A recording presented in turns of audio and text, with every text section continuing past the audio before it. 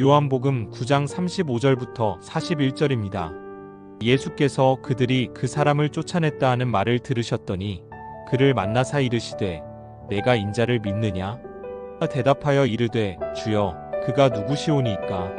내가 믿고자 하나이다. 예수께서 이르시되 내가 그를 보았거니와 지금 너와 말하는 자가 그이니라. 이르되 주여 내가 믿나이다 하고 절하는지라. 예수께서 이르시되 내가 심판하러 이 세상에 왔으니 보지 못하는 자들은 보게 하고 보는 자들은 맹인이 되게 하려 함이라 하시니 바리새인 중에 예수와 함께 있던 자들이 이 말씀을 듣고 이르되 우리도 맹인인가? 예수께서 이르시되 너희가 맹인이 되었더라면 죄가 없으려니와 본다고 하니 너희 죄가 그대로 있느니라.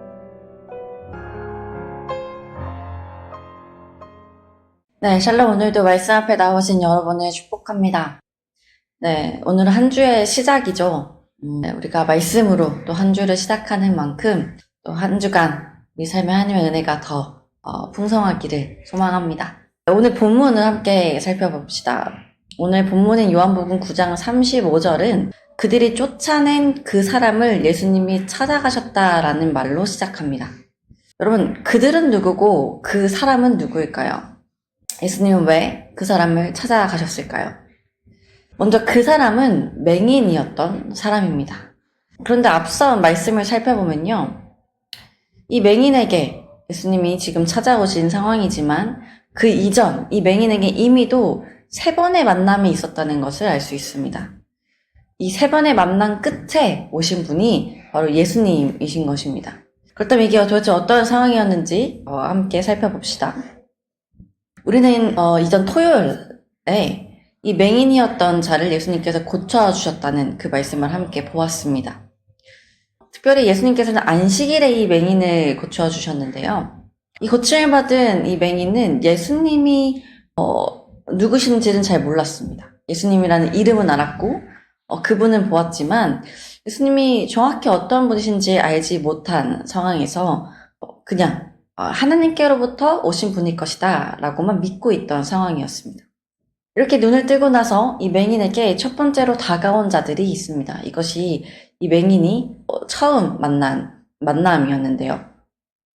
바로 맹인을 계속해서 지나가다가 보았던 이웃들이었습니다.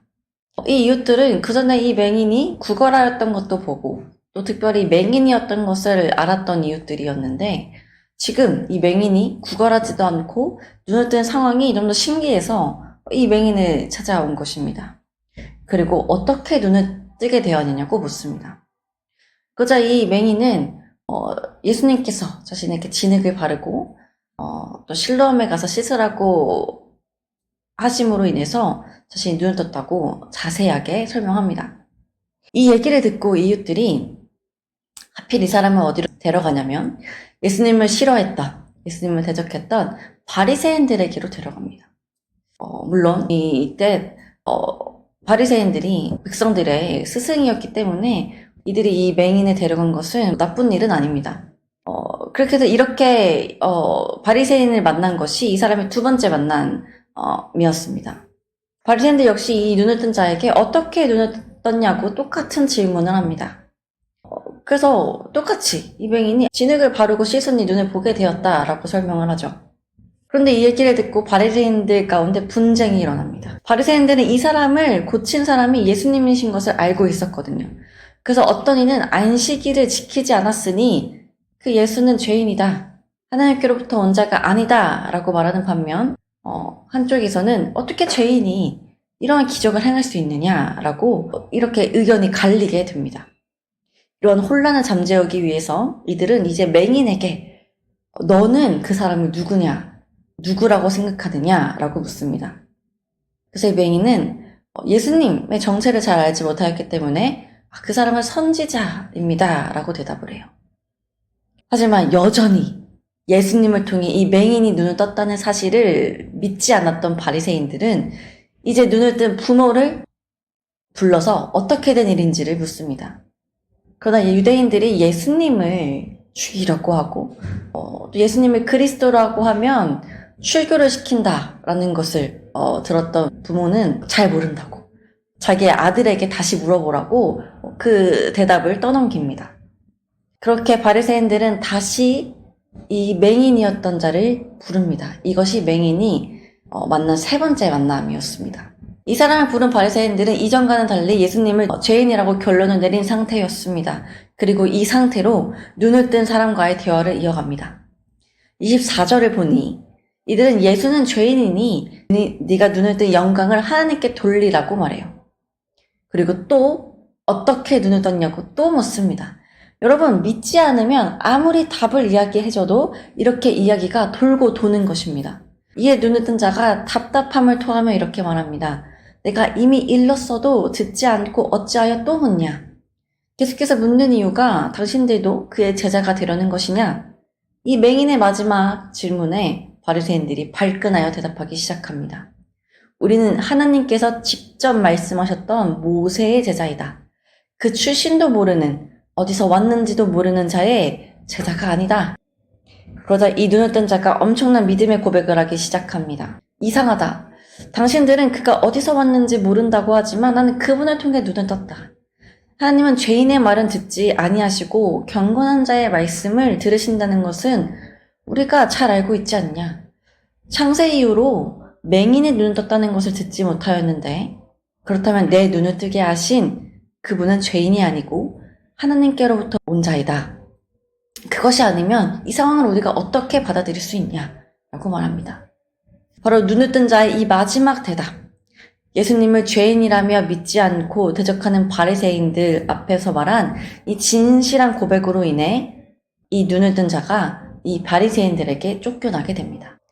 여러분 보십시오. 이 맹인이었던 자는 눈을 뜬 이후에 눈을 뜬 것에 대한 축하나 감격, 기쁨을 함께 나누고 있다기보다는 이 세 번의 만남 가운데 이리저리 그냥 끌려다니며 어떻게 눈을 떴는지, 누가 눈을 뜨게 했는지에 대한 추궁을 당합니다. 그리고 이 사람을 이리저리로 불러대며 추궁하던 자들에게 쫓겨남을 당해요. 여러분, 이때 예수님께서 이 사람에게 나타나신 것입니다. 이 눈을 뜬 자는 예수님의 목소리를 듣고 자신의 눈을 뜨게 해주신 분이라는 것을 알아차립니다. 예수님 이 사람에게 이렇게 물으십니다. 내가 인자를 묻느냐? 인자는 그리스도, 메시아라는 뜻을 가진 단어였습니다. 사람들에게 이리저리 끌려다니며 추궁을 당하던 이 사람에게 네가 인자를 믿느냐? 라고 예수님께서 질문을 던지셨을 때 이 사람 36절 이렇게 대답합니다. 그가 누구입니까? 내가 믿고자 합니다. 그리고 37절 예수님께서 이렇게 말씀하십니다. 네가 그를 보았다. 그가 나다. 여러분 여기서 중요한 단어는 보았다라는 것입니다. 맹인이었던 자는 지금 예수 그리스도를 보고 있습니다. 그리고 38절 그를 믿노라 고백하고 있어요. 앞을 보지 못했던 자가 이제 예수를 보고 예수를 알지 못했던 자가 이제 예수를 그리스도라고 고백하는 이 역설적인 상황. 이 역설 앞에 39절 예수님께서는 이렇게 말씀하십니다. 내가 심판하러 세상에 왔으니 보지 못하는 자는 보게 하고 보는 자들은 맹인이 되게 하려 함이라. 여러분 보는 자들이 누구입니까? 40절에서 우리도 맹인인가 묻는 바리새인들입니다. 눈을 떠 예수님을 보고 있었음에도 예수님을 하나님의 아들이라 믿지 못했던 자들, 두 번씩이나 눈을 뜬 자를 불러 추궁하며 예수님을 죄인이라 칭했던 자들, 이들이 바로 맹인이라는 것입니다. 여러분 이것이 우리에게 주어진 심판입니다. 예수님의 말씀을 듣고 그분의 말씀을 보아도 믿지 않는 것, 이것이 바리새인들에게 던져진 심판이었습니다.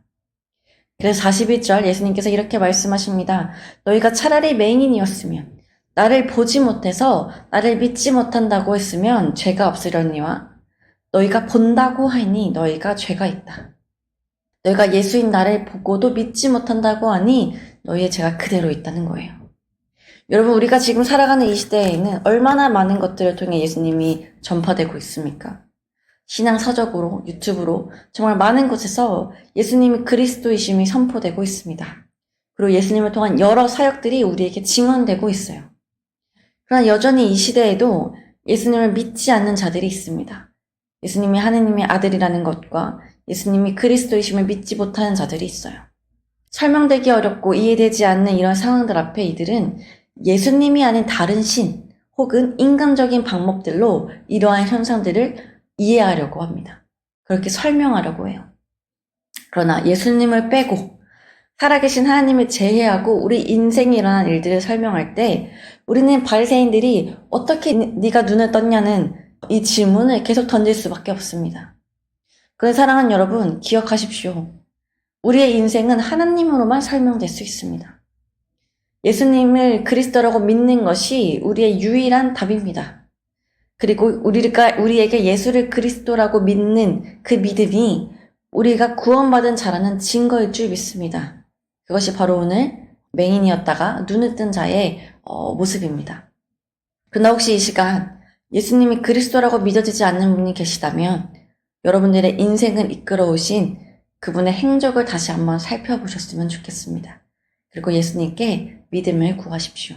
그래서 오늘 본문에서 눈을 뜬 자의 고백처럼 네가 인자를 믿느냐 물으셨을 때 바리새인들과 같이 보고도 믿지 못하는 자들이 아니라 그러한 영적 맹인이 아니라 내가 믿고자 합니다. 고백하는 우리가 되기를 간절히 소망합니다. 함께 기도합시다. 하나님, 오늘 이 아침 말씀으로 하루를 시작하게 하시니 감사합니다. 주님, 우리는 신약의 시대보다 더 많이 복음을 듣고 또 복음의 간증들이 넘쳐나는 시대 가운데 살고 있습니다. 그러나 우리의 믿음은 어떠합니까?